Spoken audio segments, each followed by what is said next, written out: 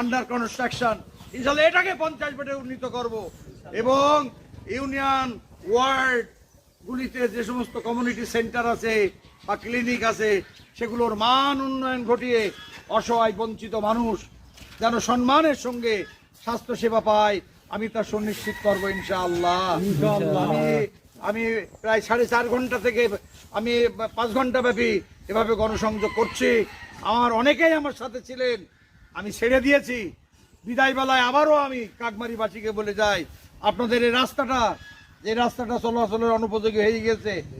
আমি আমার যে কোনো মূল্যের বিনিময়ে এমপি হওয়ার 1 বছরের মধ্যে এই রাস্তাটা হবে ইনশাআল্লাহ, আমি এটা বলে দিতে পারি। আর সীমান্ত চোরাচালানি এটা নিরাপদ রুট, এই রোড দিয়ে মাদক পাচার হয়, কোন কোন জায়গা দিয়ে মাদক পাচার হয় এগুলো আমার চিহ্নিত করা আছে।